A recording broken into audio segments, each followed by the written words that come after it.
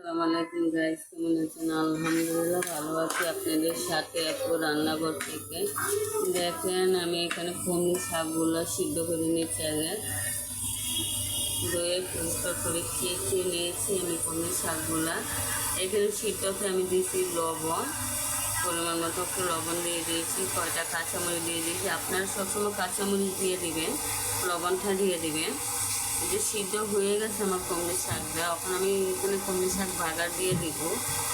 আপনারা সবসময় বেসালাদের জন্য সহজ। এখানে বেসালারা যে পাক করবেন, এখানে যে কলমি শাকগুলো আপনারা মানে চেষ্টা করবেন যে আগে সিদ্ধ করার জন্য একদম ধুয়ে কেটে কুচি করে নিয়ে নেবেন। কুচি করে নিয়ে একটু লবণ দিয়ে দেবেন, কয়টা কাঁচামরিচের সিদ্ধ তো দিয়ে দিবেন। ঢাকনা দিবেন না, ঢাকনা দিলে মানে সবুজ কালার চলে যায়, তার জন্য আমি ঢাকনা দিই না। দেখেন আমার কলমি শাকটা মাশাআল্লাহ কত সুন্দর হয়েছে সিদ্ধ। এখন আমি তেলে দিয়ে দেব।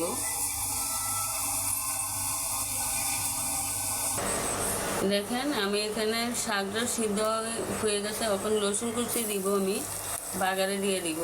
তার জন্য আমি রসুন কুচি দিয়ে দিয়েছি। এখানে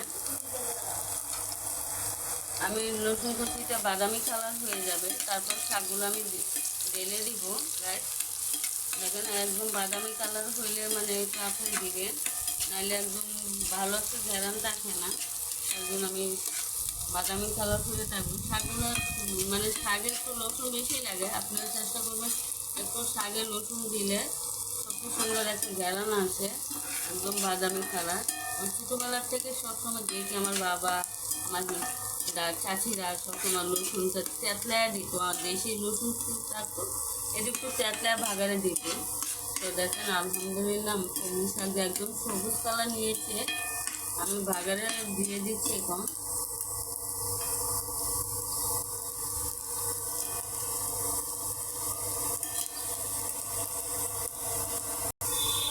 দেখেন আপনাদেরকে আমি কাছে থেকে দেখাচ্ছি। এই যে দেখেন আমার রসুনটা আমার বাদামি কালার হয়ে গেছে, এখন আমি শাকগুলা দিয়ে দিব। দেখেন আপনারা সবসময় রসুনটা বাদামি কালার করে দিবেন। আজকে আমি শুকনো মরিচ দিয়েছি না।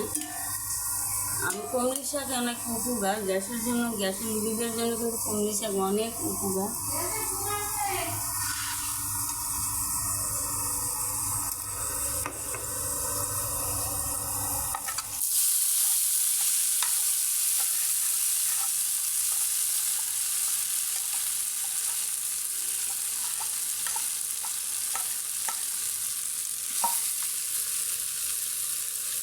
দেখেন আমি শাকগুলো এখন দিয়ে দিয়েছি করেছে, আমার শাকগুলো ভাগা দিয়ে দেবো।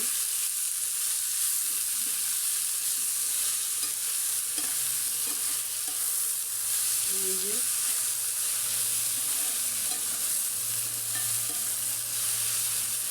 দেখেন একদম সবুজ কালার নিয়েছে আমার শাক, সবুজ কালার একদম নিয়ে গেছে। আমি মানে ঢাকনা দিয়েছি না, আমি ঢাকনার সাথে পাক করতেছি। একদম ঢাকনা দিবেন না, ঢাকনা দিলে আপনাদের শাকের কালারটা নষ্ট হয়ে যায়।